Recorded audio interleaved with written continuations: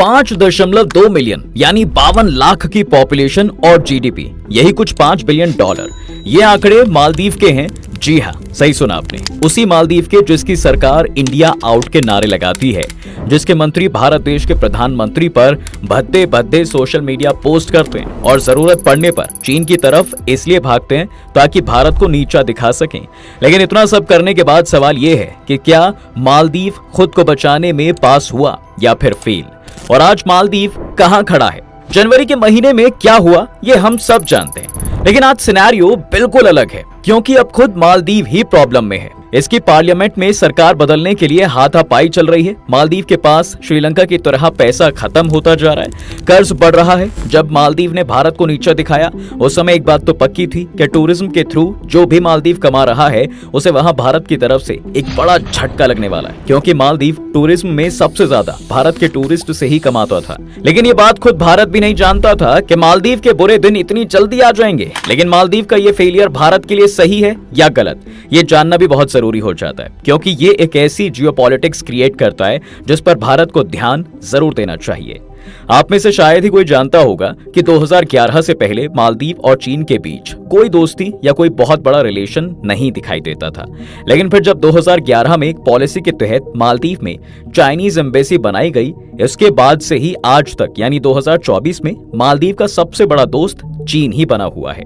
वहीं दूसरी तरफ भारत है, जो पिछले 30 सालों से ज्यादा मालदीव को मदद करता हुआ आया है। लेकिन उसके बावजूद आज वो भारत को आंख दिखाता हुआ नजर आता है। और भारत ने कैसे और कब कब मालदीव को उसकी हर प्रॉब्लम में साथ दिया है, ये भी आपको इस वीडियो में जरूर बताएंगे। लेकिन उससे पहले बताते हैं कि चीन कैसे एक बार फिर से मालदीव के कंधे पर रखकर बंदूक चलाना चाहता है, जिसे मुइज़ू, जो अपने सबसे अच्छे दोस्त को अपना दुश्मन समझता है और बुरी तरह डसने वाले सांप की गोद में जाकर बैठा है। चाइना धीरे धीरे करके मालदीव को पैसा देकर उस पर कर्ज बढ़ा रहा है, ताकि जिस तरह उसने पाकिस्तान को कर्जा देकर उसकी इकोनॉमी में इंटरफेयर करने की ताकत ले ली, ठीक वैसे ही मालदीव को कर्जा देकर वो उससे भी सारे अधिकार ले ले। और ये बात भला हम कैसे भूल सकते हैं कि आज मालदीव इंडियन ओशियन में बसा वो देश है जो भारत के बहुत करीब है। मालदीव ने जब भारत के प्रधानमंत्री का मजाक उड़ाया था, उस समय शायद वो इस चीज का अंदाजा नहीं लगा पाया था, या फिर उसके मिनिस्टर अपने काम से ज्यादा ध्यान सोशल मीडिया पोस्ट पर कमेंट करने में बिजी थे। शायद इसलिए मालदीव की जीडीपी भले ही आज लगभग $5 बिलियन की है, लेकिन उस पर कर्ज $3 बिलियन का है और इस कर्जे में सबसे बड़ा हिस्सा चीन का ही है।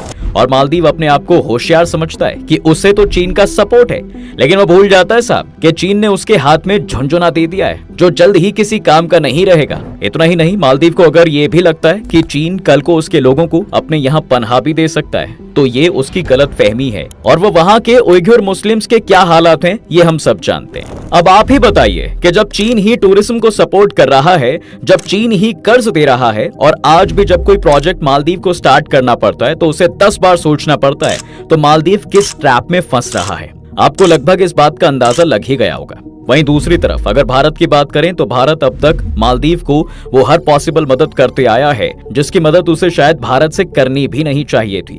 लेकिन उसके बाद भी भारत ने उसकी मदद बिना किसी शर्तों के ही की है। अब देखिए, भले ही देश में किसी भी पार्टी की सरकार रही हो, मालदीव को भारत से मदद मिलती रही है। चलिए अब जरा आपको बताते हैं कि भारत ने कब, कैसे और कहां मालदीव की मदद की है। Operation cactus, when president of Maldives feeling unsafe in Maldives. अब इस डायरेक्शन में सबसे पहला इंसिडेंट 1988 का है। दरअसल उस वक्त मालदीव में वहां की गवर्नमेंट के खिलाफ तख्ता पलट की प्लानिंग चल रही थी, जिसे भारत की फौज की मदद से फेल किया गया था, और इस ऑपरेशन का नाम था ऑपरेशन कैक्टस। 3 नवंबर 1988 को मालदीव के राष्ट्रपति मैमून अब्दुल गयूम भारत यात्रा पर आने वाले थे, लेकिन किसी वजह से वो नहीं आ पाए। और इसी वक्त गयूम के खिलाफ अब्दुल्ला लुथूफी और उनके साथी सिक्का अहमद इस्माइल मानिक ने एक जबरदस्त रेबल प्लान किया। और अगर उस दिन भारत ने मालदीव का साथ नहीं दिया होता तो आज मालदीव दूसरा पाकिस्तान बना होता।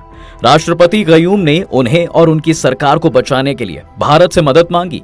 बस फिर क्या था, दोस्ती के नाते भारत के तत्कालीन प्रधानमंत्री यानी राजीव गांधी जी ने मालदीव में भारतीय सेना भेजने का फैसला किया, और कुछ ही देर में 6 पैरा के 150 कमांडो से भरे विमान ने आगरा के खेरिया हवाई अड्डे से मालदीव के लिए उड़ान भरी। और इसके बाद भारतीय सैनिकों ने राष्ट्रपति के सेफ हाउस को सुरक्षित किया और कुछ ही घंटों में ही भारतीय सैनिकों ने मालदीव की सरकार गिराने की कोशिश को पूरी तरह नाकाम कर दिया। When tsunami devastated Maldives, इसके बाद अब दूसरा सबसे बड़ा इस दोस्ती में मील का पत्थर था सुनामी के समय, जब भारत बिना सोचे समझे मदद के लिए सबसे आगे खड़ा था। सुनामी की वजह से जिन देशों में सबसे ज्यादा नुकसान और मौतें दर्ज की गईं, उनमें से मालदीव भी एक था और इस मुश्किल समय में भारत ने उसकी मदद के लिए ऑपरेशन सी व्हेल चलाया। इस बात की तारीफ पूरे विश्व ने कर डाली कि 24 घंटे के अंदर यानी 27 दिसंबर को भारत मालदीव पहुंच गया और इस राहत अभियान के तहत भारत देश की सेना, विमान और डॉक्टर्स मालदीव में ही रुके रहे। अगले दिन 28 दिसंबर को 20 बिस्तरों वाले अस्पताल की सुविधाओं के साथ आईएनएस मैसूर और 2 हेलीकॉप्टर भी मालदीव के लिए डिप्लॉय कर दिए गए। इसके बाद आईएनएस उदयगिरी और आईएनएस आदित्य का भी इस ऑपरेशन को साथ मिला और इन जहाजों की मदद से खाने पीने से लेकर मेडिकल का सामान पहुंचाया गया और हेलीकॉप्टरों की मदद से लोगों को रेस्क्यू किया गया। इस राहत अभियान में करीब 36.39 करोड़ रुपए खर्च हुए। इसके बाद जब साल 2005 में मालदीव के राष्ट्रपति गयूम ने भारत से कहा कि सुनामी के बाद उनकी सरकार को पैसों की दिक्कत आ रही है, तो भारत ने मालदीव को 10 करोड़ रुपए की आर्थिक मदद और भी दी। और आज यही देश भारत पर बुली करने जैसा बचकाना आरोप लगा रहा है। आज मालदीव का कहना है कि भारत उसे छोटा समझकर उसे डरा रहा है, लेकिन जिसे चीन की छाया लग जाए उसकी अकल पर उल्लू बैठ ही जाता है भाई। और ये मालदीव की करंट सिचुएशन देखकर साफ समझ में भी आ रहा है। मालदीव में आज भी इस देश का सबसे बड़ा हॉस्पिटल इंदिरा गांधी मेमोरियल अस्पताल 1995 में मालदीव को भारत की तरफ से दिया एक तोहफा ही था, जो आज भी इस देश के हेल्थ सेक्टर की बैकबोन बना हुआ है। Maldives ask for drinking water. देखिए, मालदीव भले ही अपने बीचेस को लेकर काफी फेमस हो और इस चीज का घमंड कर रहा है, लेकिन 2014 का एक समय ऐसा भी था जब मालदीव के पास पीने का पानी तक नहीं था। जी हाँ, दरअसल 4 दिसंबर 2014 को मालदीव की राजधानी माले में सबसे बड़े वाटर ट्रीटमेंट प्लांट में आग लग गई थी, जिसके बाद माले के करीब 1 लाख लोग प्यासे थे। और भला किसी देश के लिए इससे बड़ा संकट क्या हो सकता है कि उसके पास अपने देश के ही लोगों को पिलाने के लिए पानी भी ना हो। उस वक्त इस पूरे शहर को हर रोज 100 टन पानी की जरूरत थी और ऐसे समय में फिर एक बार दोस्ती का हाथ बढ़ाया भारत ने। और उस समय देश के विदेश मंत्री रही सुषमा स्वराज ने तुरंत इस पर एक्शन लिया और मालदीव की मदद के लिए भारत ने ऑपरेशन नीर चलाया। भारतीय वायुसेना ने 3 C-17 और 3 IL-76 विमानों के जरिए पैक किया हुआ पानी दिल्ली से माले के लिए भिजवाया। शुरुआती 12 घंटों में भारत के विमान पानी लेकर मालदीव पहुंच गए थे। इस दौरान वायुसेना ने 374 टन पानी माले पहुंचाया। भारत यही नहीं रुका। इसके बाद भारतीय जहाज INS दीपक और INS शुकन्या की मदद से करीब 2000 टन पानी मालदीव पहुंचाया गया। वाटर ट्रीटमेंट प्लांट को ठीक करने तक के लिए अपने जहाज से स्पेयर पार्ट्स भी भारत द्वारा ही भेजे गए। Isolated Maldives helped by India during corona pandemic. Corona का बुरा समय भला कौन भूल सकता है, क्योंकि सभी देश जहां इस बीमारी से लड़ रहे थे, वहीं दूसरी तरफ इस बीमारी से बचने के लिए वैक्सीन डेवलप करने की होड़ लगी हुई थी। और जब भारत को इसमें सफलता मिलती है तो पीएम मोदी ने देश में टीकाकरण अभियान की शुरुआत 16 जनवरी 2021 को ही कर डाली। लेकिन इसके बाद मोदी जी ने कुछ ऐसा किया जिसके बाद उन्हें तारीफें भी मिली और उनको क्रिटिसाइज भी किया गया। जी हाँ, दरअसल इस अभियान के अगले 96 घंटों के अंदर ही भारत ने सबसे पहले मालदीव में वैक्सीन पहुंचाने का काम किया था। और ये वो वक्त था जब दुनिया भर के देश अपनी वैक्सीन डोसेज आसानी से दूसरे देशों को नहीं भेज रहे थे, लेकिन मालदीव वो पहला देश था जहां भारत ने 20 जनवरी 2021 को 1 लाख कोविड वैक्सीन की खुराक गिफ्ट भेजी।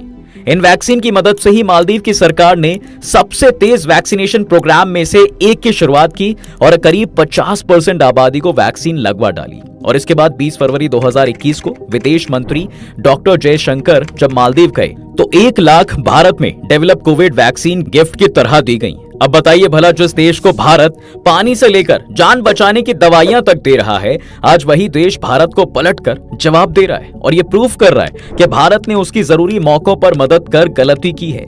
लेकिन भारत की दरियादिली है कि भारत सरकार द्वारा इस पर अभी तक कोई भी अपनी स्ट्रिक्ट पॉलिसी नहीं बनाई है। अब आपको बताते हैं कि मालदीव का बर्बाद होना भी भारत के लिए एक चैलेंज क्रिएट करेगा। और क्या है ये चैलेंज, चलिए जरा इसके बारे में भी डिस्कस कर लेते हैं। देखिए, चाइना एक के बाद एक लगातार मालदीव को कर्ज तो दे ही रहा है, साथ में उसके आइलैंड लीज पर भी ले रहा है। जैसे कि कई रिपोर्ट्स का मानना है कि आने वाले 50 सालों में एनवायरमेंट में होने वाले चेंजेस की वजह से मालदीव का ज्यादातर पार्ट डूब जाएगा और जो पार्ट चीन ने लीज पर लिया है वो हमेशा के लिए चीन कैसे न कैसे करके ले ही लेगा।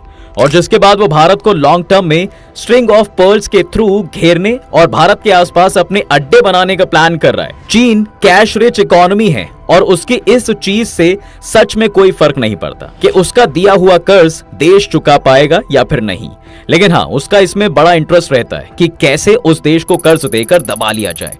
आज की तारीख में चीन यूरोप, अमेरिका, ईरान, रूस समेत दुनिया के सभी बड़े इकोनॉमीज का सबसे बड़ा ट्रेडिंग पार्टनर है। इतना ही नहीं, चीन भारत का भी सबसे बड़ा ट्रेडिंग पार्टनर है।